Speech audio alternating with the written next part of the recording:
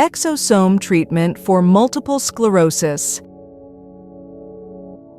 An area of study that is just getting started yet shows promise for treating multiple sclerosis, MS, is exosome therapy.